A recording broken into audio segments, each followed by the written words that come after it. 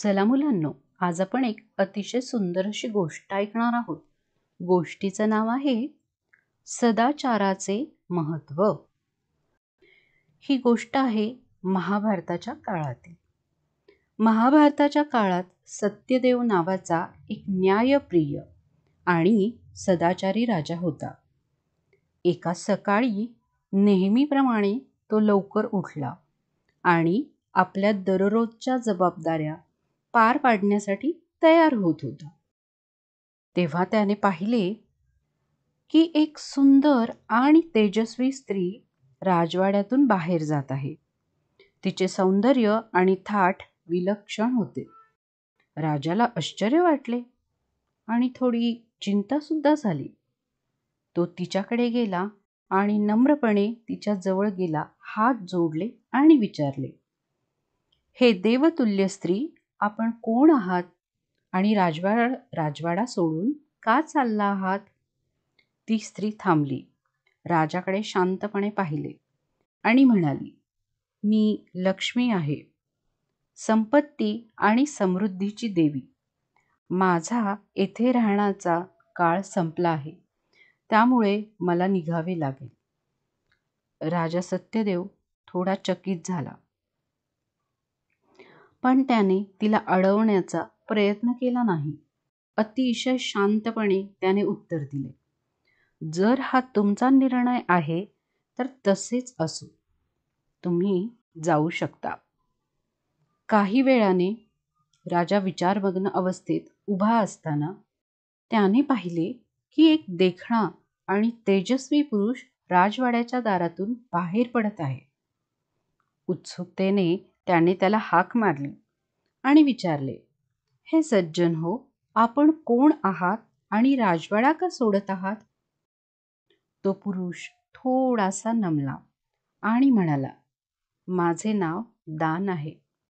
जिथे लक्ष्मी जाते तिथेच मला देखील जायला लागते. संपत्तीशिवाय दान राहू शकत नाही, त्यामुळे मलाही येथे राहता येणार नाही.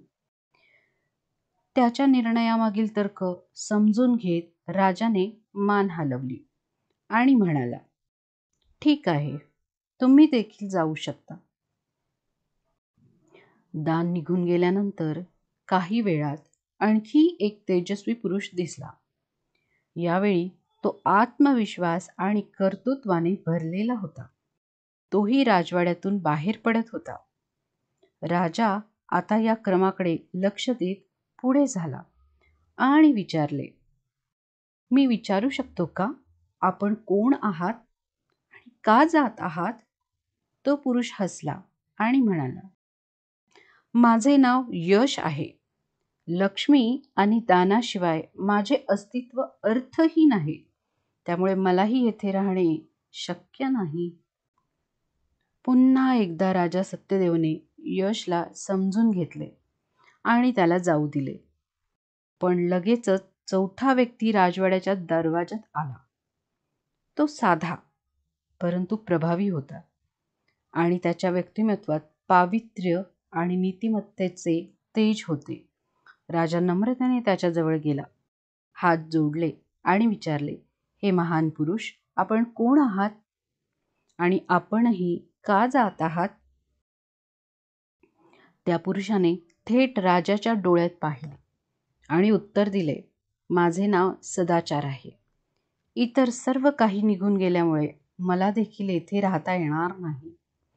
हे ऐकून राजा खूप चिंतेत पडला. तो पुढे गेला आणि ठामपणे म्हणाला, थांबा, मी तुम्हाला जाऊ देणार नाही. तुम्ही इथून नाही जाऊ शकत. लक्ष्मी, दान आणि यश यांच्यापेक्षा तुम्हीच माझ्या जीवनाचा आधार आहात. मी तुमचा कधीही त्याग केलेला नाही आणि मी कधीही करणार नाही.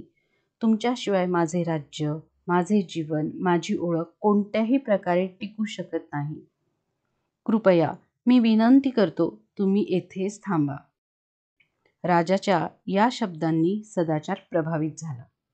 तो म्हणाला, जर तुम्ही मला खरोखरच महत्त्व देता आणि तुमच्या जीवनात नीतिमत्ता पाळण्याचे वचन देता तर मी येथेच थांबेन. हे ऐकताच सदाचार राजवाड्यात राहण्यास तयार झाला आणि त्यानंतर एक अद्भुत घटना घडली. लक्ष्मी जी आधी निघून गेली होती परत आली आणि म्हणाली, जिथे सदाचार आहे तिथे समृद्धी असते. दानही लगेच परत आले आणि म्हणाला, जिथे संपत्ती आणि सदाचार आहे तिथेच दान होऊ शकते. शेवटी यशही परत आले आणि म्हणाले, यश म्हणजे संपत्ती, दान आणि सदाचार यांची सावली आहे. याप्रमाणे राजा सत्यदेवच्या सदाचारावरील श्रद्धेमुळे केवळ सदाचार टिकून राहिला नाही, तर लक्ष्मी, दान आणि यशही परत आले. त्यांचे राज्य भरभराटले आणि तो एक आदर्श व न्यायप्रिय राजा म्हणून प्रसिद्ध झाला. या गोष्टीतील बोध काय? नीतिमत्तेने व धर्माने चालणारे जीवन हेच खऱ्या यशाचे व आनंदाचे खरे स्रोत आहे. सदाचाराशिवाय संपत्ती, दान आणि यश निरर्थक ठरते. जर तुम्ही सदाचाराला धरून ठेवले तर इतर सर्व गोष्टी आपोआप येतील. मग मुलांनो, आवडली ना गोष्ट? लाईक करा, शेअर करा, सबस्क्राईब करा आणि कमेंट करा.